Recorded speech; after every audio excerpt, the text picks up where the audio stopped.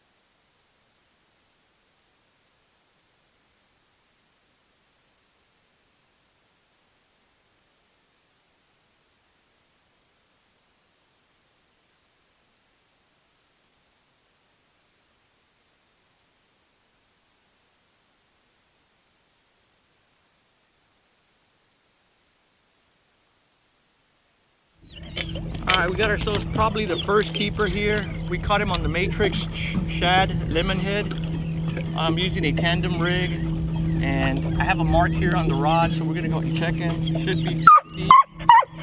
Yeah, this will be our first keeper. 15 and a fellow. That means 15 and a hair. We got Samson all excited. Also, you want to put them on your stringer. There's a soft spot right here. Just pop the trout through the bottom right there, and then put him on your stringer.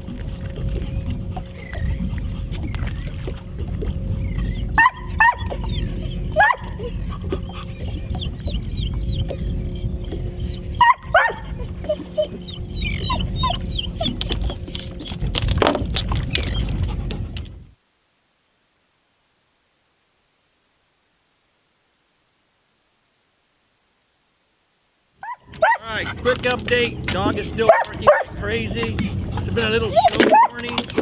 I've been fishing maybe 30 minutes. Been working my way in a circle, kind of fanning out my cast. I've caught a few dinks, one keeper so far, but we're going to change out to the bait caster. Alright, I always bring a few rods with me. I also bring a bait caster. I'm going to throw a jerk shad. This is a Kelly Wiggler Laguna Flage on a 1/8 ounce jig head, and we'll see how we do with this. The tandem rig from Matrix wasn't working too good. I don't think it's the lures more than it's just the bite. Today the bite is between 8 and 10. The minor will be between 8 and 10. So let's see if we can catch it between now and 10. We've got one on the stringer, so let's keep fishing.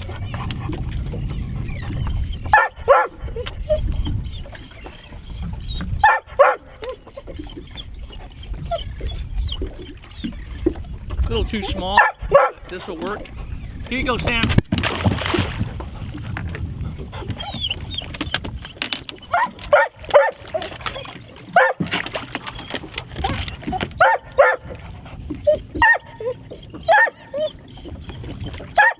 Okay, we moved to the other side of the boat. Now I'm casting kind of towards the marker out there. Got two small ones so far on the Laguna Flage. Let me see if we can catch another one.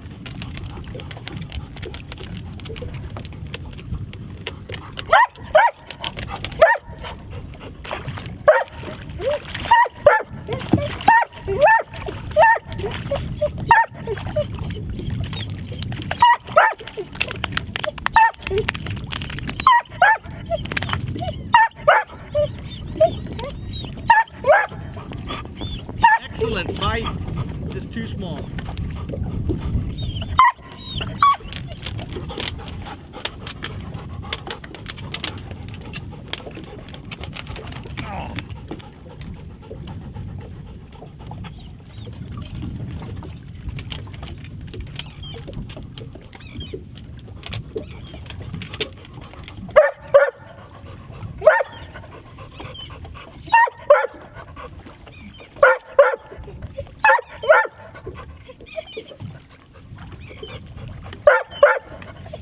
right, we caught a few in a row.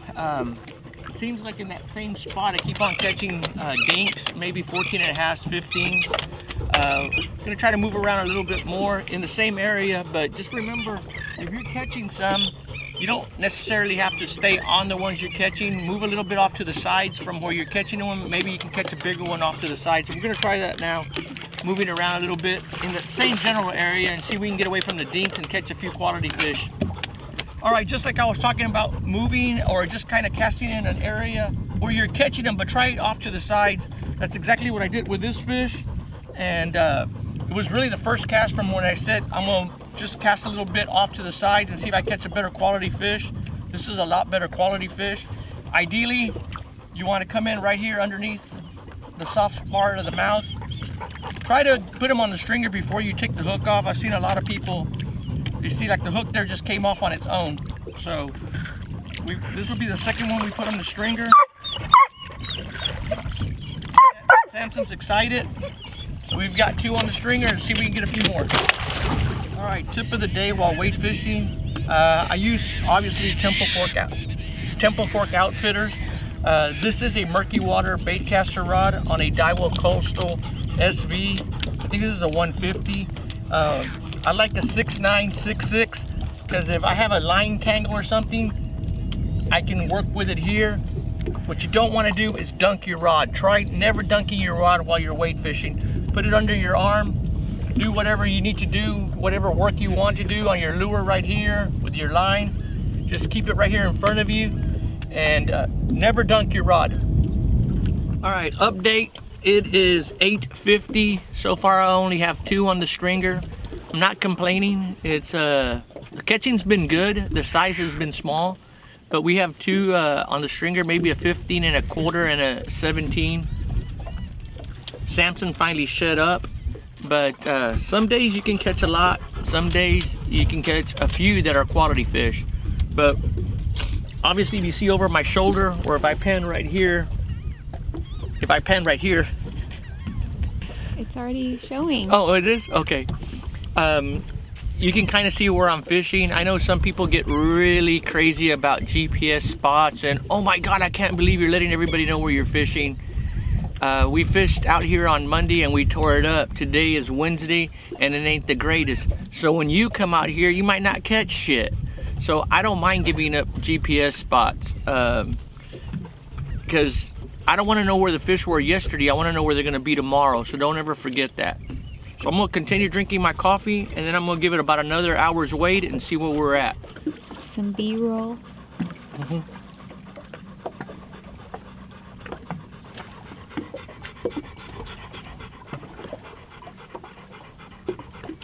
A while ago, Samson was staring at the fish just like I will possess you. He just was like, you know, like when he has that deer moment. Yes.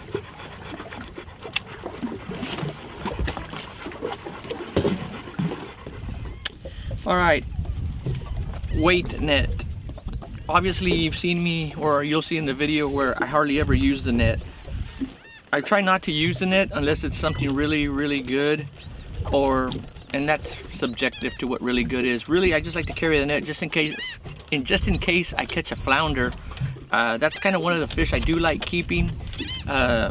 So if I do catch a flounder, I want to make sure he don't get away. That's about the only reason I carry the net. Other than that, maybe a 24, 28, 30-inch trout. Obviously, those are probably harder to net, and we're going to release those. So usually I'll just hand grab everything, but really the only reason I even carry the net with me is just for the flounder. All right, we already talked about the bait caster. I've got it on an 1/8 ounce jig head. This is a Kelly Wiggler. I believe it's Laguna Flage is the color. And then I've got 30 pounds of mono here, leader line, tied to a Spro swivel. I do have braid. This is 30-pound braid equivalent to 8 monofilament. 30 pounds is kind of heavy. That's what I like. Some people might like less.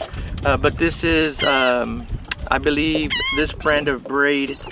I'll post it right here, but it's a Nomad braid. I'm trying it out. I usually use Daiwa J braid, in the 30-pound 8-strand, but I wanted to try out this Nomad. I thought it kind of matched the reel kind of nice. I'm gonna move on to the next reel real quick. This is a Temple Fork Outfitter rod that I'm also using. This is on 30-pound diamond braid from Amoy, orange. It's also on a leader. This is a Daiwa Legalis. This is a customer reel. I didn't feel like using mine today. I actually like using some of the customer reels just to make sure everything's always working right. Because if you don't test out your equipment that you're giving the customers and you don't like it, what makes you think they're gonna like it? So I like actually fishing a lot with the stuff that I give my customers, just to make sure that if I'm happy with it, you'll be happy with it. This is a good combo right here. Temple Fork Outfitter, tactical inshore. This is a 6.9 also, like I talked about. So you can kind of work with it right here if you're in the water. Try not to ever dunk your reel. We're gonna continue fishing. I'm almost finished with my coffee, so we'll catch me back out on the water, and let's see how I do.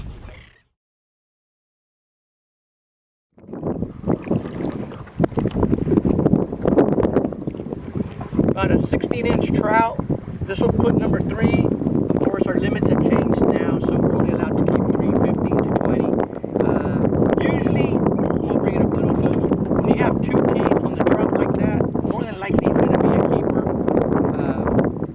The bite was not as good as I wanted it to be. We're going to get my beautiful camera girl to jump in the water in a few minutes and catch her 3, or she might let me catch them for her.